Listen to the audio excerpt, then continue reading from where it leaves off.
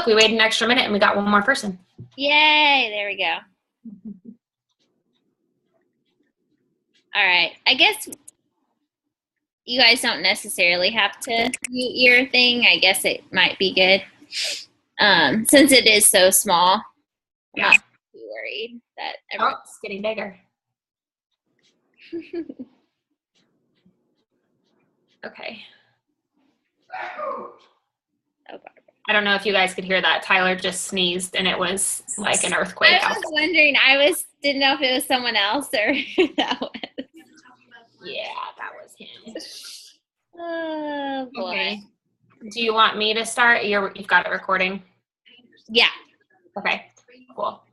Okay, so tonight Carolyn and I were talking about some different topics we could go over, and I wanted to do one just with y'all because I see a lot of familiar faces, and it's more fun for me to do Zooms when it's a smaller group so that I feel like it's a little bit more efficient and you guys get more of your questions answered. So we're going to talk a little bit just about messaging and talking to potentials and kind of things to keep the conversation going and stuff like that. So I kind of just jotted down a few notes. It's actually perfect because I just had kind of a new distributor. She's been in a couple of months and she said, I've been messaging people like crazy, but then they say, yes, send me more info. And I have no idea what to say from there. So obviously I don't have the perfect answer. I still have people that don't sign up after talking to them and after I send them more information, but I feel like I do have a pretty good system finally for kind of what I say and to keep it short and sweet.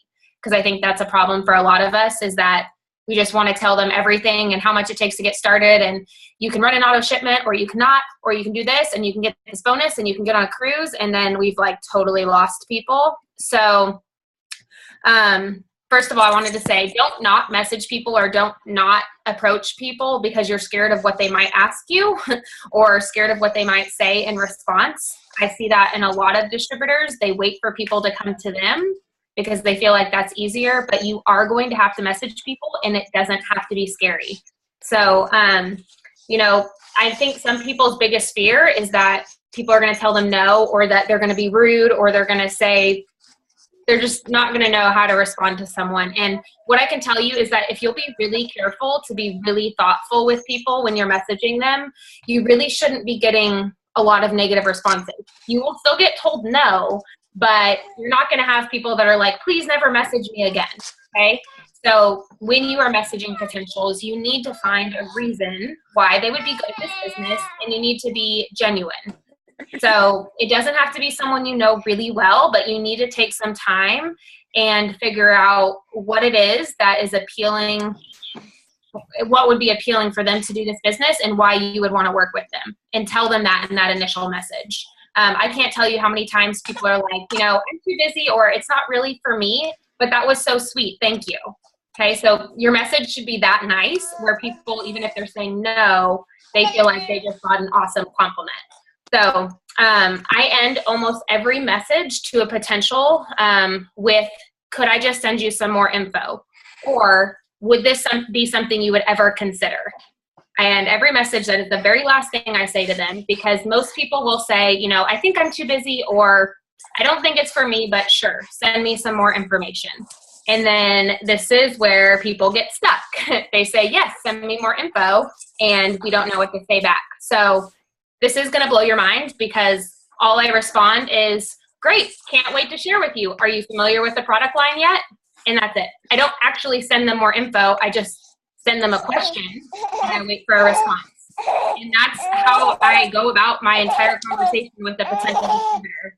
I really don't get to any point where I send them like a 3-page pamphlet on the business. It's very much back and forth. There's typically one longer message about it's $99 to get started, and you'll get wholesale pricing for a year and blah, blah, blah. But even that is probably about 6 or 7 sentences long. So you guys might need to revamp the way that you're talking to potentials or how much info you're sending to them. I know on the team page I have, we've got files that talk about it's a health and wellness company and it's $99 and this, and this. those are all good bits of information, but you have to find a way to break it up.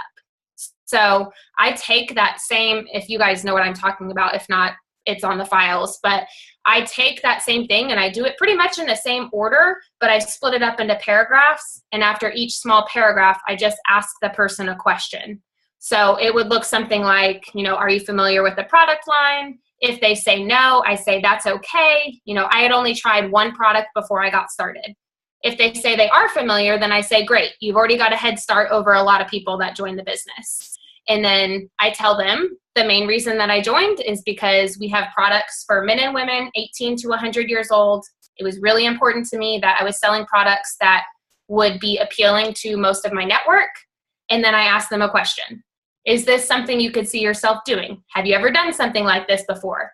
I saw you were in nursing school. Is that right? Like, it just depends on who they are, but it's always a personal question. Do you currently work a full-time job? Anything like that. And the reason I say ask them a personal question, even if it has nothing to do with the info that you just sent them, is because it will help you in the long run to follow up. So if I have someone that tells me, they had done something like this before and it didn't work out and they're nervous, I know that the next time I follow up with them, I can address that. I know you're worried because the last time you did something like this, it didn't work out, but I just had to reach out to you one more time. It'll just, same thing, like I'll ask them, what would an extra $300 to $500 a month do for your family? And then once you know that information, you can use it in your follow-up. I know you said that this business might help you to go on more vacations next year. Is that still something you're wanting? Okay. So not to mention, people love to talk about themselves. And so if you guys will continue to just get to know someone, people will continue to respond to your messages 99% of the time. So they may not join that day, but they will see that you're invested in them as a person and not just as a prospect. So basically, you're going to ping pong the conversation back and forth, okay? Just bits of information at a time. Let's see, I kind of jotted some notes down so I wouldn't forget. Carolyn, do you have anything to add as far as that kind of part of the messaging? Just be careful to not use lingo that we understand, but they don't understand. So don't say Ruby bonus or things like that because they don't understand that. They understand extra income, things like that.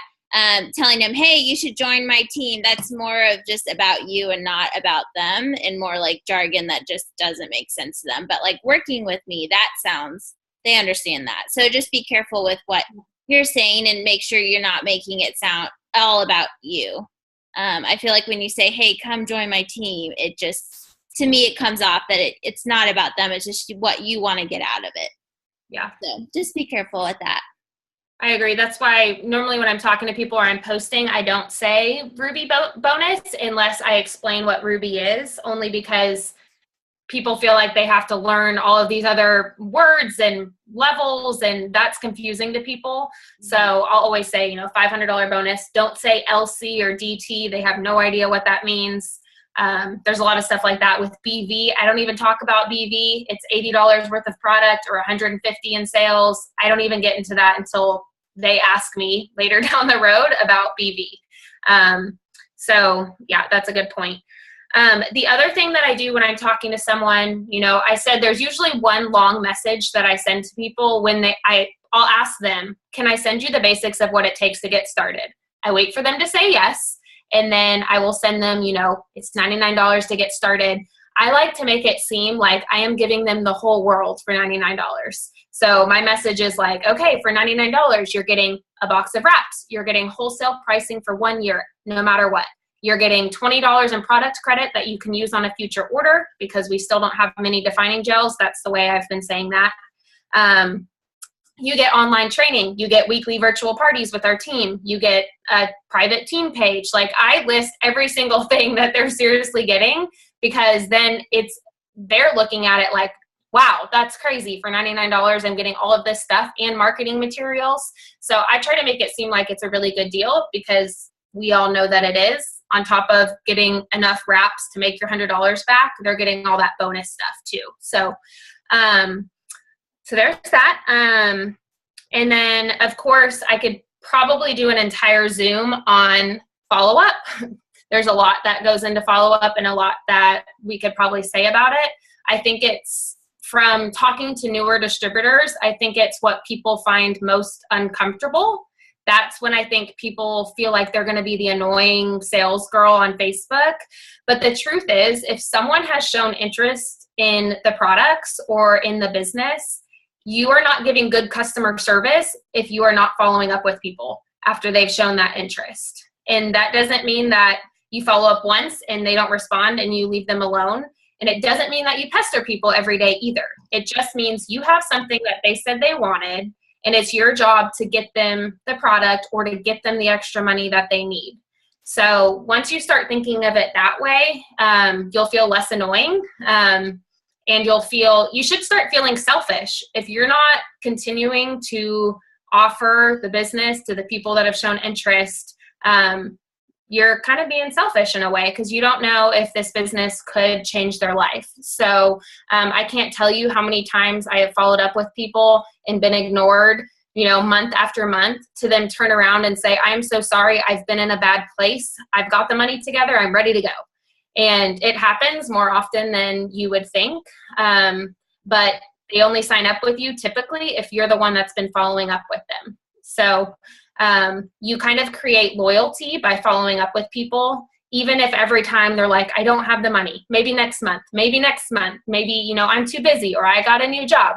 If you continue to follow up with them, 99% of the time when they are ready, they will buy products from you or they will sign up with you. So I can't stress enough how important follow-up is.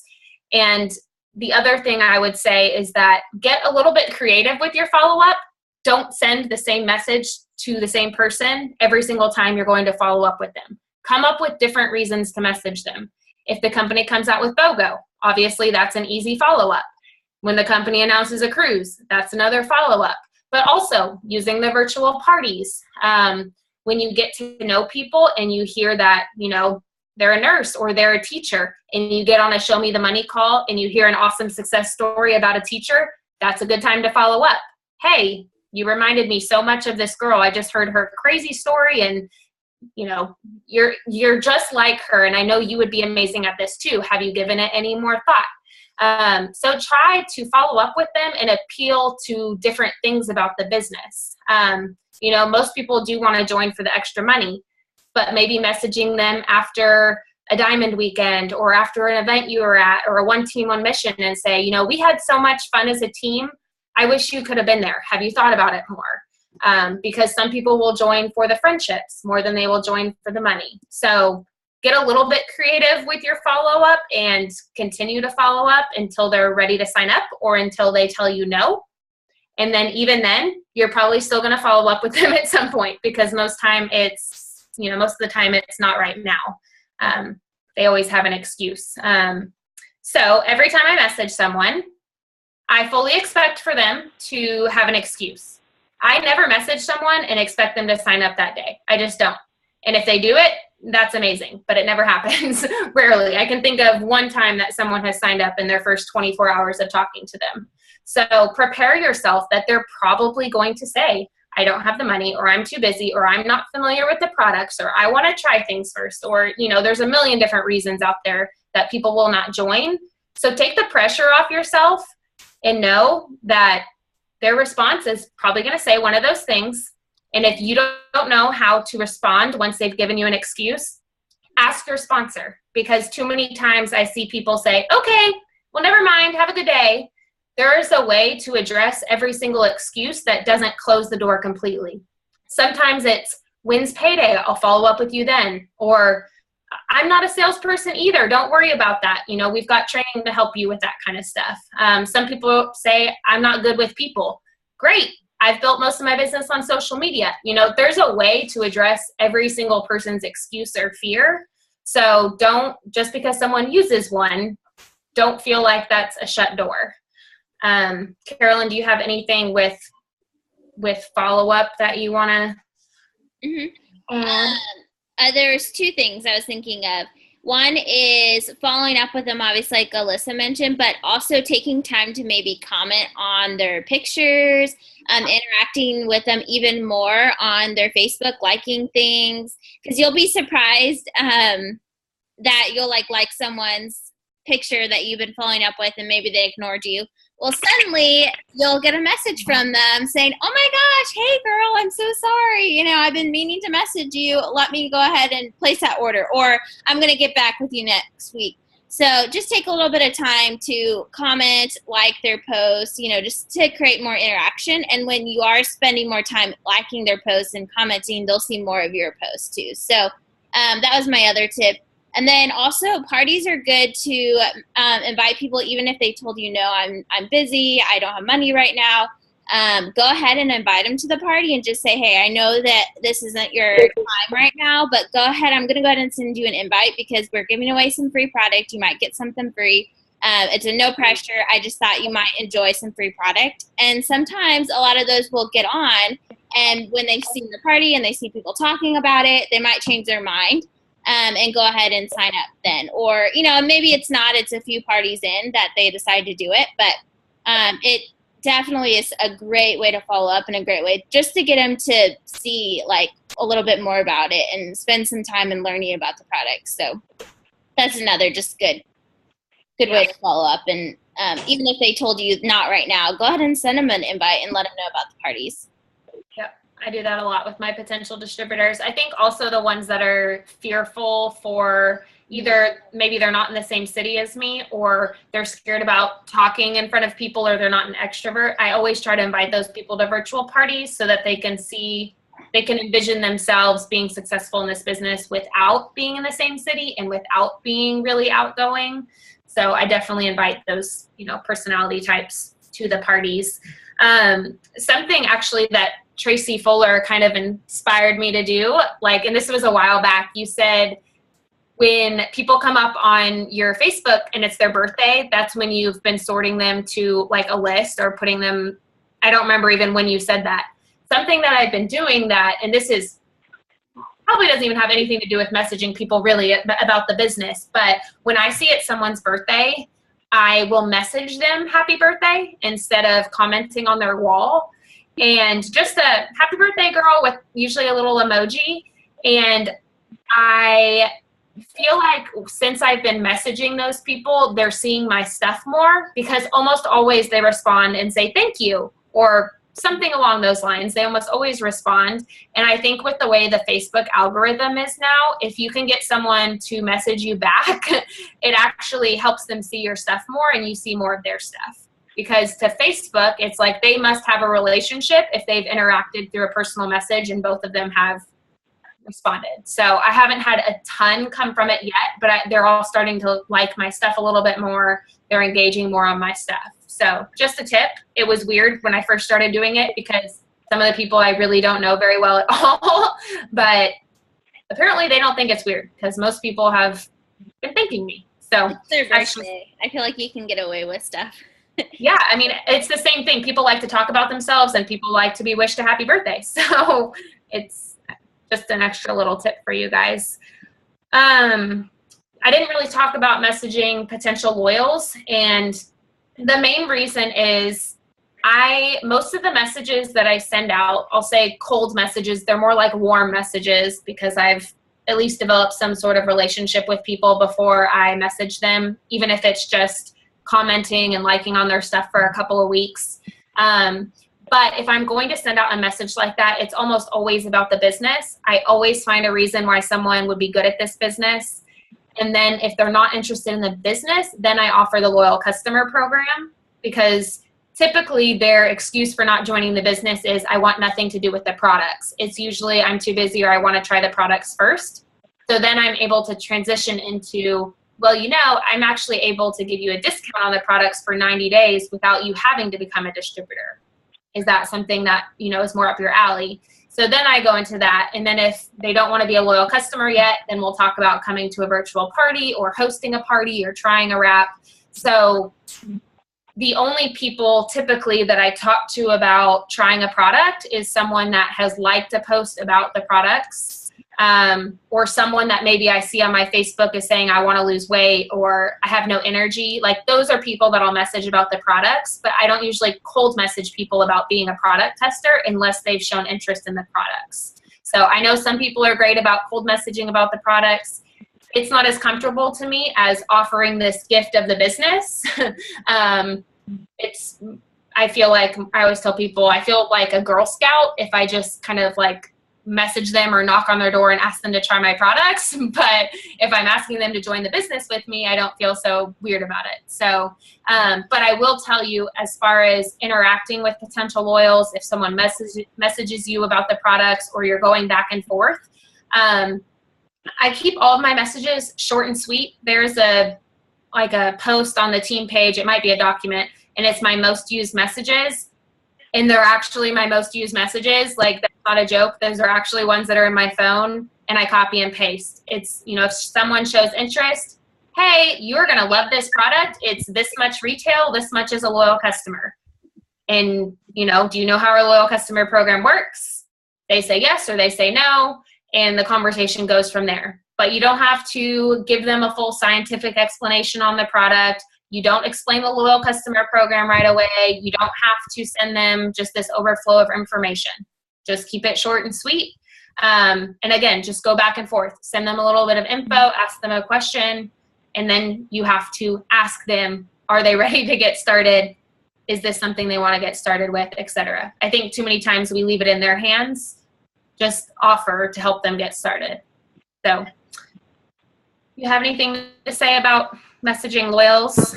Yeah, just make sure when you are like giving them the price to go ahead and say the retail price first and then the loyal customer price. It just makes it easier, and then they're automatically going to be like, oh, I obviously want to be a loyal customer. So just make ssure you do that. That kind of controls the situation on them being a loyal or a retail customer. And then obviously just making it simple when they ask, you ask them, okay, so what works best for you? And they'll say loyal customer, obviously, because it's cheaper. So just keep it simple. Just let them know, okay, all it is, you get everything at cost, and you just order 2 more times after your first order. And that's it. So make it simple. If you don't think it's a big deal, then they won't think it's a big deal. So. Agreed. Something else that I've been doing, if people want me to put their information in, or they're thinking about, maybe they don't want to sign up on the website, or they ask what information that I need from them. This is kind of creepy, but I will go to their Facebook profile and I will see if their email is listed. I will see if their phone number is listed and their date of birth. And this might not make complete sense, but that way when I tell them what I need from them, it might just be, I need your billing and shipping address and your credit card number and expiration date. And I always tell them I don't need the 3-digit code on the back. Because if I have access to everything else, then I don't have to send them, I need your billing and shipping address, email, phone number. Like, it's not like they're giving me their entire life, because I already have access to their phone number and their email and their date of birth. So that's just something I've been doing probably the last 6 months. And I think for the average person, it just seems less scary to just send a little bit of information than sending their entire biography. So just a little tip there. And then I think the last thing that we wanted to talk about was just kind of, and I know we talk about this a lot, so we're not going to go into it in too much depth, but staying connected. Obviously, you guys are all staying connected right now because you're all on the Zoom, so good job. But something that I wanted to share, and I haven't posted on the team page yet, but I think that everyone gets to the point in their business where they feel like it would be too silly to reach out to their sponsor, or they're too far in the business that maybe they don't want to ask for help. Like, they feel like they should know the answer, so they just don't ask for advice or encouragement. And I feel like we all need advice and encouragement. Even being in almost 5 years, I still probably talk to Ashley at this point maybe once a week. And I will still ask her, like, what would you do in this situation? And my questions have changed, obviously, when I first joined, and I was asking her about products and how to message people. And now they're more about leadership, or, if I'm in a rut, like asking for encouragement, whatever. But I just wanted you guys to all hear, there's probably never going to be a point in your business where you know everything or that business is always perfect. So your sponsor will not know how to help you the longer you're in unless you kind of stay in touch with them. So yeah, that's really all I had to say about that, because I know we talked about it a lot, but kind of keeping in the loop. And I feel like the longer you're in, your questions do change. I don't know where that noise is coming from. Yeah, it's like, I don't know either. Hold on. I guess I can't do it on here. Okay. But you know, when you first get started, your questions are about the products and what do I say and who do I talk to and what do I post on Facebook? And then once you've been in 3 months, your questions change to, okay, I have people turning off their auto shipments, or how do you get people to order longer? How do you sign distributors? Where do you find them? How do you seal the deal? And then, you know, 6 months down the road, it might be, how do I motivate my team? People aren't working. What do I do? And then a year down the road, it might, you know, it just changes the longer you're in. So you have to continue to grow just like you were in the first couple of months. And the fastest way to grow and to find out answers to a lot of those questions is to ask help from someone who knows or who has been there.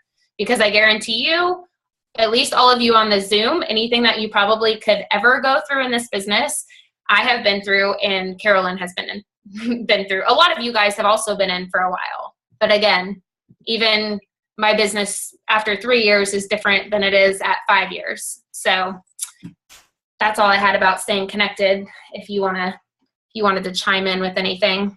Yeah, and I think the other thing too is obviously, especially when you start having people under you, it's important even more to be connected because they need to see that their leader is involved and is active.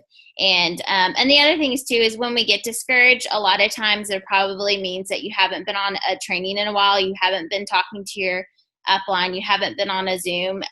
So that's kind of something a little bit to motivate you. Or at times when you're like, man, I'm feeling really stuck, and probably most likely you just haven't been involved. You haven't been on a call or anything in a while. So that's another reason why to stay connected, because it will keep you motivated, keep you encouraged, and you always learn something new. I mean, I always still do learn something out of every Zoom or any conference call or any training I go to. So don't feel like you know everything and there's no reason to go or to be involved too. So yeah, I try to tell my new distributors to get connected because it's really easy, and you've probably heard me say this, but it's really easy to feel like you're the only one that is going through certain things or has certain struggles or is hit a roadblock or whatever. It's really easy to feel like you're not good at this business unless you are around other people that are going through the exact same thing. And I think we see so many distributors quit because of that reason, but they have no idea that what they're experiencing is a normal part of business, especially this type of business. So do your best, especially if any of you guys are brand new or you have brand new distributors, encourage them to get on things and tell them why. That's the conversation I have with people. Look, get connected because this business is fun and it should be simple, but it's not always, you can't be putting people in the computer every single day of every single month. Like there's going to be times where you have slow weeks and you have slow months, but those are times to be connected so you can see how people get out of those ruts. And you can see that most often they're just not even ruts. It's just part of the business cycle. But yeah, so encourage people to, whatever it is, getting on Zooms, meeting for coffee, whatever you guys can do to get them plugged in with other people.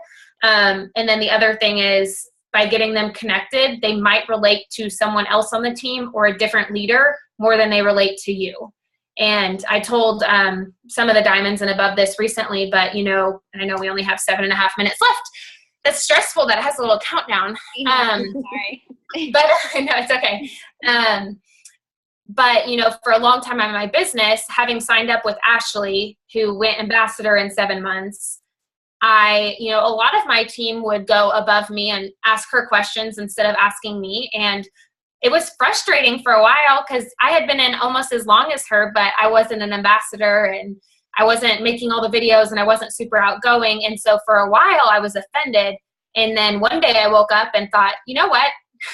I'm sorry, Ashley, that, maybe my team's bugging you. But at the same time, if they're going to stick with the business longer because they think you have better answers or they're, your personality is more appealing to them, then that's awesome. So just because maybe your downline relates to someone else or they follow different leaders, that's okay. But get them connected, because if they hear a story, they get on a Show Me the Money call, and that story keeps them in the business long enough for them to see success, then that leader did their job for your team and you didn't even have to do it. So that's pretty awesome. So that's another important part for getting your team connected, is it's just that.